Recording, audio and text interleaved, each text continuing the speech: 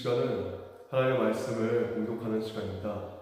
오늘 우리에게 주신 하나님의 말씀은 사도행전 1장 6절에서 8절의 말씀입니다. 자리에서 일어나서 하나님의 말씀을 듣겠습니다. 말씀 봉독 후에 제가 이는 하나님의 말씀입니다 라고 선포하면 여러분은 하나님을 찬송합니다 라고 응답하시겠습니다. 사도행전 1장 6절에서 8절 말씀입니다. 그들이 모였을 때 예수께 여쭈어 이르되 주께서 이스라엘 나라를 회복하심이 이때니까 하니 이르시되 때와 시기는 아버지께서 자기의 권한에 두셨으니 너희가 알 바 아니요 오직 성령이 너희에게 임하시면 너희가 권능을 받고 예루살렘과 온 유대와 사마리아와 땅끝까지 이르러 내 증인이 되리라 하시니라. 이는 하나님의 말씀입니다. 자리에 앉으시겠습니다. 오늘 말씀의 제목은 하나님의 때와 하나님의 뜻입니다. 하나님의 때와 하나님의 뜻이라는 말씀의 제목을 가지고 오늘 말씀을 나누고자 합니다. 오늘은 특별한 주일입니다. 어떤 주일이냐면 베를린 가나안교회가 설립 예배를 드린 지 딱 만으로 1년이 지난 주일이기 때문에 그렇습니다. 설립 1주년 기념 예배를 지금 드리고 있는 것입니다. 지나고 보니 모든 일이 이해가 되고 그리고 하나님의 은혜와 섭리였음을 깨닫게 됩니다. 그 과정 가운데 있었을 때는 잘 몰랐지만 지나고 나서 걸어온 길들을 돌아보니 하나님께서 이렇게 인도하셨구나 라고 깨달아지는 부분들이 있었습니다. 제가 2014년부터 17년까지 학교를 다니고 졸업을 했습니다. 저는 신학교를 다니고 있을 때, 대학원을 다니고 있었을 때 앞으로 외국에 나와 살 거라는 기대는 전혀 하지 않았었습니다. 나와 살 거라고 기대하지 않았고 생각하지 않았습니다. 그 이유는 제가 대학원에 입학하기 전에 토플을 2년 동안 준비해 보면서 나는 공부는 제 길이 아니구나 라는 걸 깨달았기 때문에 그랬습니다. 미국 유학을 가려고 하다가 다시 감리교 신학대학교 대학원을 가게 된 것이었죠. 그 후 저는 막연하게 그렇게 생각했었습니다. 그냥 대학원을 졸업하고 교회 개척을 시골에서 한 다음에 그냥 소박하게 교회 성도님들을 섬기고 교회를 섬기고 그렇게 살아야 되겠다 라고 막연히 그렇게 생각만 하고 있었습니다.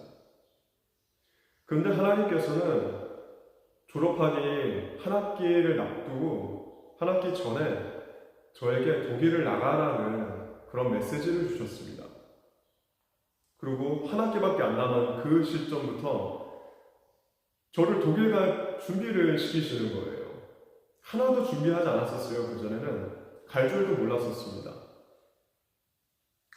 하나님 아버지께서 저를 독일로 보내줄 준비를 시작하시더니 결혼도 시켜주시고, 실은 사적으로 잘 알지 못하지만 유기성 목사님께 부탁을 드렸더니 유기성 목사님이 자신의 사비로 부족한 경비를 채워주시기도 하셨습니다.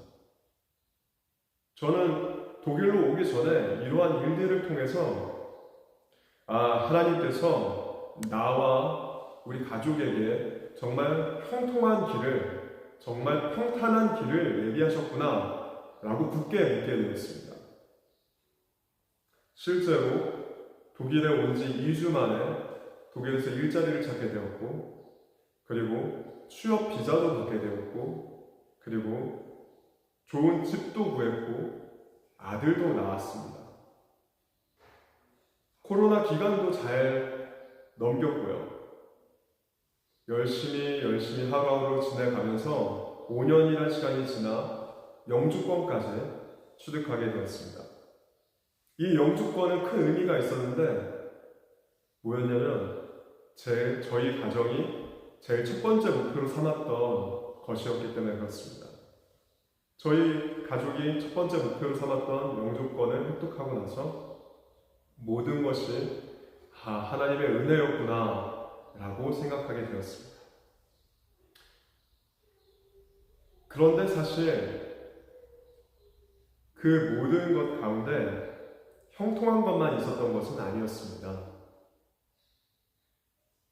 인생의 가장 중요한 목표가 흔들렸기 때문입니다. 무엇이었냐면 바로 목회였습니다.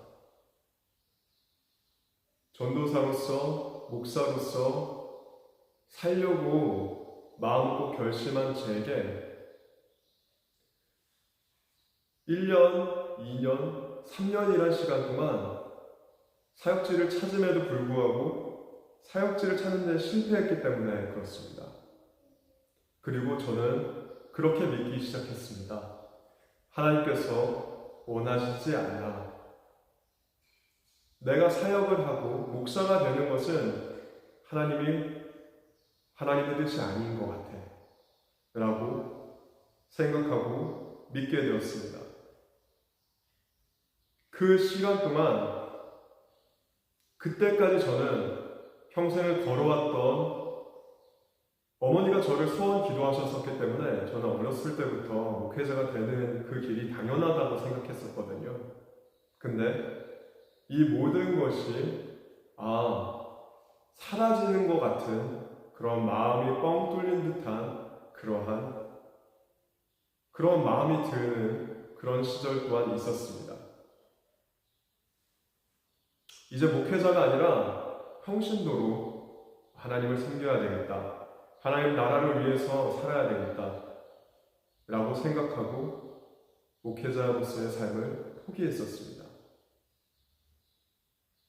그렇게 독일에서 살아가는 첫 번째 목표인 영주권은 받았으나 인생의 목표가 흔들리기 시작했던 것이었죠. 목회는 조금씩 잊어가고 있었을 그때 아버지 하나님께서 우리 가정을 통해서 교회를 개척하시고 그리고 1년이라는 시간이 지나서 설립 1주년 기념 예배를 지금 드리고 있는 것입니다. 지금 돌아보면 어떻게 그렇게 극적인 변화가 있었는가? 그런 극적인 변화가 우리 가족에게 있었을까? 아직도 어리둥절한 기분입니다. 그런 때가 내가 정말 목회를 할 수 있을까라고 생각했던 그때가 있었나? 라는 착각인가? 이런 생각이 들 때도 있습니다. 그러면서 깨달은 것은 내가 정해놓은 시간에 1년, 2년, 5년 시도해보고 안 되었을 그때 저는 이렇게 생각하고 믿었습니다. 하나님의 뜻이 아니야. 이건 하나님의 뜻이 아니니까 안 되지 라고 생각했던 제게 오늘 말씀을 통해 하나님은 이렇게 말씀하셨습니다. 나의 때가 아니다. 나의 때가 아니었다. 내 뜻이 아닌 게 아니라 나의 때가 아니었다. 사랑하는 여러분이 무언가를 시도하고 열심히 몸으로 부딪혀서 나아가는데 근데 잘 안 됩니까? 이게 하나님의 뜻이 아니라고 느껴집니까? 지쳐서 포기하셨습니까? 오늘 여러분에게 하나님 아버지께서 말씀하십니다. 나의 뜻이 아닌 게 아니라 아직 때가 이르지 아니하였다. 오늘 말씀을 통해 아버지 하나님의 때를 발견하고 아름다우신 하나님을 경험하는 저와 여러분이 되기를 기원합니다. 전도서 3장 1절에서 8절 말씀을 같이 한번 제가 읽어드리겠습니다. 범사의 기한이 있고 천하 만사가 다 때가 있나니 날 때가 있고 죽을 때가 있으며 심을 때가 있고 심은 것을 뽑을 때가 있으며 죽일 때가 있고 치료할 때가 있으며 헐 때가 있고 세울 때가 있으며 울 때가 있고 웃을 때가 있으며 슬퍼할 때가 있고 춤출 때가 있으며 돌을 던져버릴 때가 있고 돌을 거둘 때가 있으며 안을 때가 있고 앉는 일을 멀리할 때가 있으며 찾을 때가 있고 잃을 때가 있으며 지킬 때가 있고 버릴 때가 있으며 찔릴 때가 있고 꿰맬 때가 있으며 잠잠할 때가 있고 말할 때가 있으며 사랑할 때가 있고 미워할 때가 있으며 전쟁할 때가 있고 평화할 때가 있느니라. 아멘. 세상의 모든 일에는 때가 있는 것입니다. 이 사실을 깨닫지 못하면 잘못된 일들을 하는 것이죠. 그리고 지쳐서 포기하게 되는 겁니다. 지혜로운 사람은 압니다. 겨울에 모내기를 하면 안 된다는 것을. 씨앗은 봄에 뿌려서 여름 동안 길러서 가을에 추수해야 되는 거죠. 그런데 그것을 모르고 그렇게 행하는 사람들에게 우리는 이렇게 어리석다라고 말을 합니다. 아기가 태어나자마자 일어나서 걸어봐, 뛰어봐 라고 하는 부모는 없습니다. 알고 있어요. 아이가 성장할 시간이 필요하다는 것을 알고 있습니다. 모든 일에는 단계가 있고 때가 있는 것을 알고 있습니다. 그래서 언젠가 하겠거니 언젠가 그때가 온다라는 것을 알고 기다리는 겁니다. 근데 우리가 신앙생활을 하면서 어려운 부분은 바로 여기 있습니다. 그때가 언제인지 알면은 기다릴 수가 있어요. 근데 문제는 우리가 하나님의 때를 알지 못한다는 겁니다. 예수님의 제자들이 부활하신 예수님한테 이렇게 물었습니다. 사도행전 1장 6절에서 8절 말씀을 제가 읽어드리겠습니다. 그들이 모였을 때 예수께 여쭈어 이르되 주께서 이스라엘 나라를 회복하심이 이때이니까 하니 이르시되 때와 시기는 아버지께서 자기의 권한에 두셨으니 너희가 알 바 아니요 오직 성령이 너희에게 임하시면 너희가 권능을 받고 예루살렘과 온 유대와 사마리아와 땅끝까지 이르러 내 증인이 되리라 하시니라. 아멘. 우리는 하나님의 시간을 알 수가 없습니다. 제자들은 예수님, 부활하신 예수님한테 물어봤습니다. 예수님, 이스라엘 나라를 회복하실 때가 구원의 날이 그 천국이 임하는 그때가 바로 그때입니까? 예수님이 대답하셨습니다. 알 바 아니다. 알 필요가 없다. 목숨을 걸고 예수님을 따르고 있는 제자들한테 좀 너무하신 거 아닙니까? 힌트라도 주시면 좋았을 텐데 예수님이 이렇게 얘기하십니다. 알 바 없다. 알 바가 아니다. 언젠지 확실하게 알지도 못하는 그때를 위해서 목숨까지 바쳐서 헌신하라고 하시는 그 예수님을 보면서 우리는 이 사실을 깨닫게 됩니다. 때가 언제든 때가 중요한 것이 아니라 우리는 하나님의 때가 무엇인지 때보다는 하나님의 뜻을 알아야 된다는 것이죠.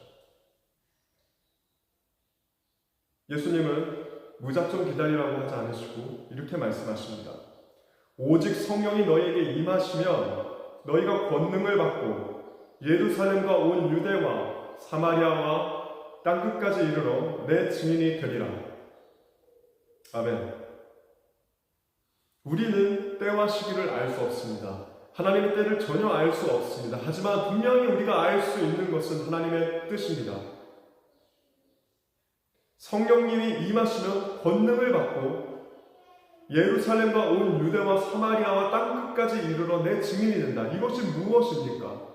디모데전서 2장 4절 말씀을 같이 한번 읽어보겠습니다. 여기 이렇게 쓰여 있습니다.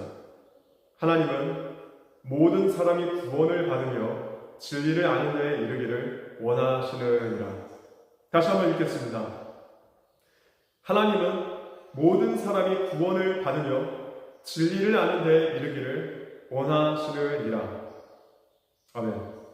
여기에 하나님의 뜻이 있습니다. 무엇이냐? 모든 사람이 구원을 받기를 원하신다는 겁니다. 예루살렘과 온 유대와 사마리아와 땅끝까지 이르러 내 증인이 되라. 이게 무슨 말입니까? 모든 사람이 구원을 받을 때까지 하나님께서 쉬지 않으시겠다는 말씀인 겁니다. 전 인류가 예수 그리스도 진리이신 그분을 알게 되기를 하나님이 원하시고 그분의 사랑을 깨닫고 이 세상에 있는 모든 사람이 구원을 받기를 원하시는 것, 그것이 하나님의 뜻인 겁니다.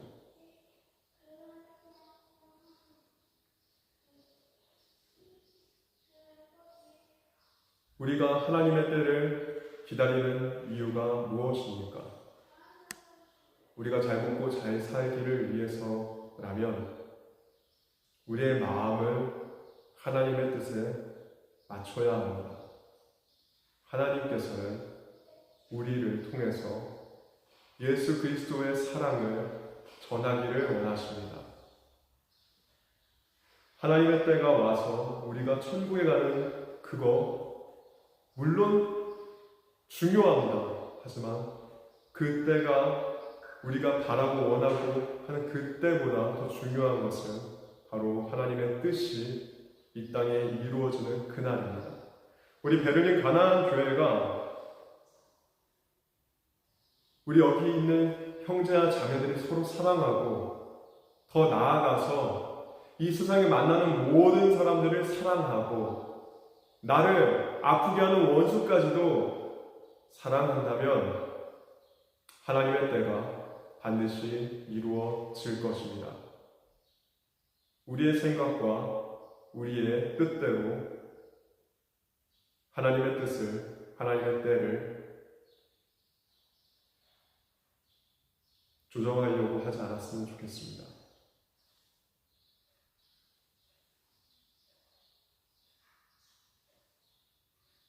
이 베를린 가나안 교회가 1년 되었습니다. 하나님의 나라와 그 뜻을 어떻게 이루어갈지는 저도 잘 모르겠습니다. 그러나 이 교회를 만드신 하나님 아버지께서 저와 우리 교회 그리고 하나님의 사람들을 통해서 이곳에 하나님의 나라를 이루실 줄 믿습니다. 이것이 우리를 향한 하나님의 뜻이라 믿습니다. 이 나라와 민족이 우리 교회를 통해서 살아나는 역사가 있게 될 것을 믿습니다. 그때가 언제인지 모르지만 하나님의 뜻을 붙잡고 살아갈 때 그 하나님의 때를 경험하게 될 저와 여러분들이었으면 좋겠습니다. 기도하겠습니다. 아버지 하나님, 우리를 이곳에 세우시고 사랑한다 하시며 그 사랑을 전하라 하셨습니다. 하나님의 나라와 그 뜻을 위해 세우신 이 교회 위에 사랑과 소망과 믿음이 가득하게 하여 주시고 이곳에 오는 모든 사람들이 주님을 만나고 주님께 돌아오는 역사가 있게 하여 주옵소서. 이 시대를 향한 하나님의 뜻이 무엇인지 깨닫는 교회가 되게 하여 주시고 주님, 형제를 정말 내 목숨과 같이 사랑하는 예수 그리스도의 사랑을 본받는 교회가 되게 하여 주옵소서. 그렇게 살아갈 때, 그렇게 주님의 뜻을 이루어갈 때 하나님의 때가 우리 가운데 올 것을 기대하며 감사드리며 우리 주 예수 그리스도의 이름으로 기도합니다.